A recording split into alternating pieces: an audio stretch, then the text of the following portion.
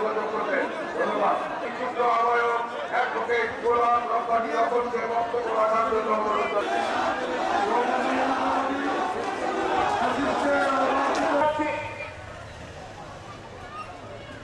সর্বত্র শোরুম থেকে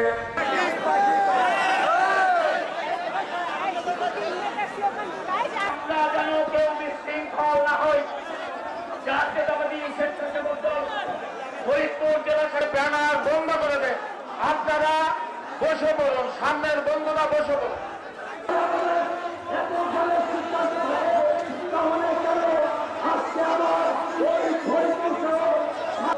শুভেচ্ছা স্বাগতম জীবন ভাইয়ের আগমন নেত্রী আসছে নেত্রী আসছে শুনে যাও ফরিদপুরবাসী।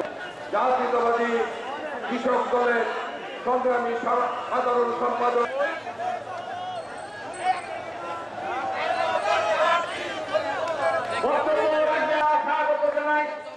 সকলকে সভামঞ্চের উপস্থিত সামনে মধ্যে পড়ার জন্য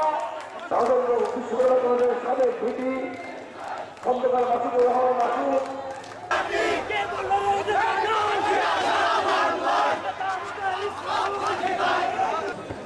আমাদের দল বাংলাদেশ জাতীয়তাবাদী দল বাংলাদেশে একটি দ্রুত নির্বাচন চায়। কেউ কেউ বলতে চান বিএনপি নির্বাচনের জন্য অস্থির হয়ে গিয়েছে। বিএনপি আমাদের নেতা জনাব তারেক রহমানকে দেশে ফিরে আসার জন্য, তার বিরুদ্ধে সকল মামলা প্রত্যাহার করার জন্য আমরা সরকারকে কোনো আলটিমেটাম কিন্তু দেইনি।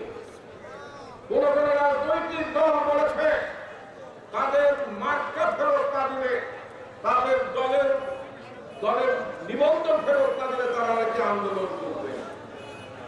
বাংলাদেশ জাতীয়তাবাদী দল কি দলের জন্য কোনো কথা বলেছে কিনা?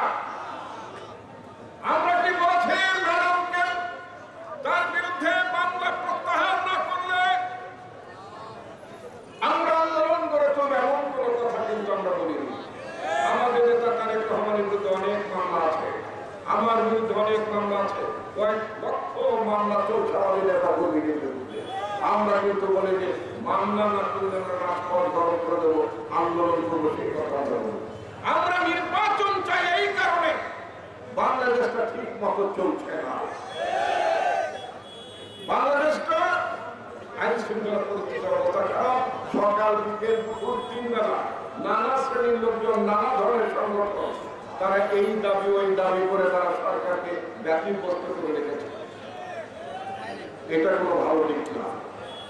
বাংলাদেশের যে 17 বছর মানুষ লড়াই করেছে, জীবন দিয়েছে, ঘুমের শিকার হচ্ছে, সেটা আমাদের দলের লোক।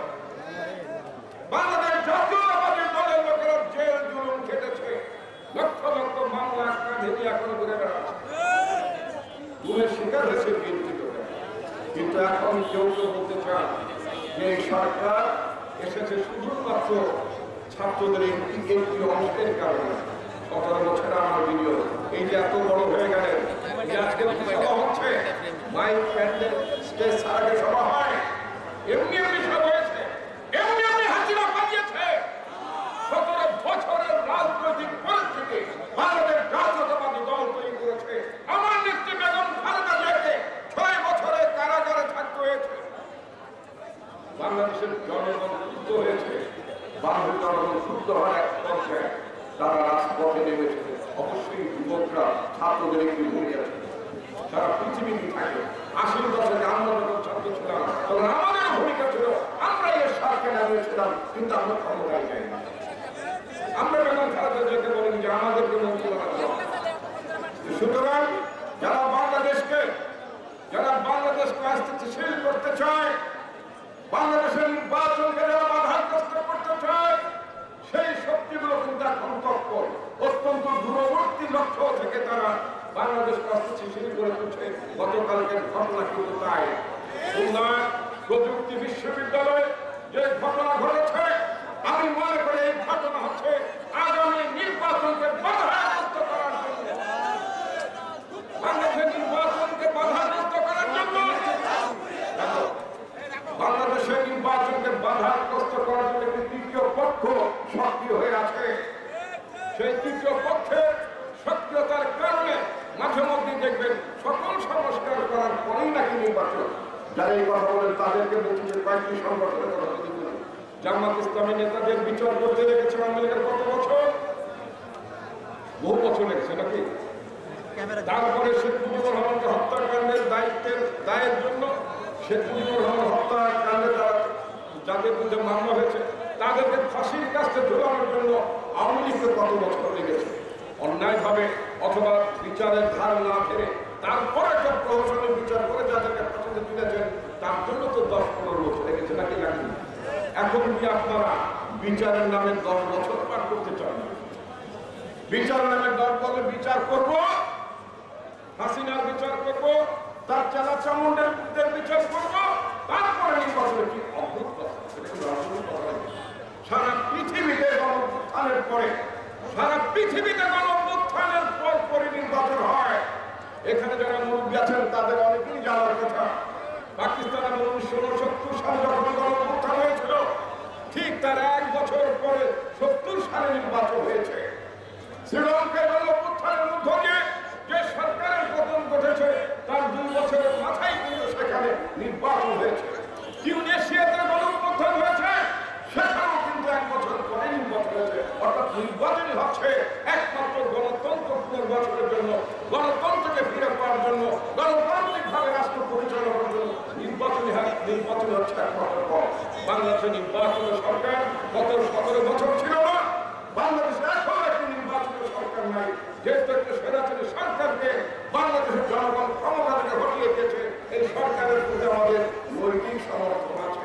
এই সরকার আমাদের সমর্থনের কারণে বাংলাদেশে তারা এখন যে সংস্কারের কথা বলছেন সেই সংস্কারগুলো তারা করতে চান। কিন্তু আমরা বলতে চাই সংস্কারের নামে যদি কেউ বছরের পর বছর ক্ষমতায় থাকতে চান, ক্ষমতা আঁকড়ে রাখতে চান, আমরা তাদেরকে হুঁশিয়ার করে দিতে চাই বাংলাদেশের গণতন্ত্র যদি কোনো কারণে নস্যাৎ হয় তাহলে কিন্তু আপনারা দায়ী থাকবেন।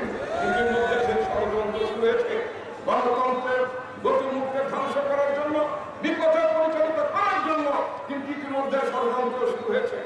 আমি আজকের সভার মধ্য দিয়ে আমাদের দলের পক্ষ থেকে একটি কথা বলতে চাই। আজকে আপনাদের সভা করছে, এখানে সমবেত হয়েছে, আমি বক্তব্য রাখলাম, আমার নেতৃবৃন্দ এখানে বক্তব্য রেখেছেন। গত 15 বছরে স্বৈরাচার আমলে কিভাবে দাঁড়াতে পেরেছেন, এইভাবে স্লোগান দিতে পেরেছেন, এইভাবে মিছিল নিয়ে আসতে পেরেছেন? পারেননি। কেন পেরেছেন? কারণ হচ্ছে এখানে প্রায় 1,500-এর মতো মানুষ জীবন দিয়েছে গত 17 বছরের শেষ প্রান্তে এসে। 20,000-এর মতো মানুষ বন্ধুত্ব বরণ করেছে, এটা তো মানতে হবে। কেন পেরেছে? বিএনপির লক্ষ লক্ষ নেতা কর্মীর বিরুদ্ধে অসংখ্য মামলা হয়েছে, কেউ কেউ সাজাপ্রাপ্ত হয়েছেন। আমাদের অসংখ্য নেতা গুণের শিকার হয়েছেন, সেটার পরিণতি হিসেবে, সেটার ফল হিসেবে আপনারা আজকে সভা করার সুযোগ পাচ্ছেন, আমরা বক্তব্য রাখার সুযোগ পাচ্ছি। সেজন্য আন্দোলনের সকল শক্তি সমূহ, গণঅভ্যুত্থানের সকল শক্তি সমূহকে ঐক্যবদ্ধ থাকতে হবে। গণঅভ্যুত্থানের শক্তির বিরুদ্ধে যে কোনো ষড়যন্ত্র আমাদের রুখে দিতে হবে। ঐক্যই হচ্ছে আমাদের একমাত্র পথ। আমরা জানি সারা পৃথিবীতে গণঅভ্যুত্থানের পরে সেখানে শক্তির প্রতিযোগিতায় অংশগ্রহণকারী সকল রাজনৈতিক শক্তি সমূহ তাদের মধ্যে একজনের প্রতিদ্বন্দ্বিতা থাকে। সেই প্রতিদ্বন্দ্বিতা হতে হবে রাজনৈতিক, সেই প্রতিদ্বন্দ্বিতা হতে হবে সুস্থ ধারা রাজনীতির মধ্য দিয়ে।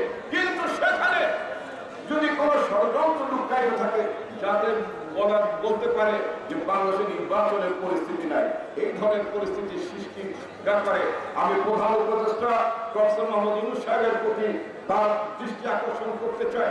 আপনার সরকারের মধ্যে কেউ কেউ উস্কানিমূলক কথাবার্তা বলছেন, তাদেরকে এই উস্কানির মতো কোনো কথাবার্তা বলার জন্য, ঐক্য বিনাশকারী কোনো কথাবার্তা বলার জন্য আমি তাদেরকে বিরত থাকার আহ্বান জানাই।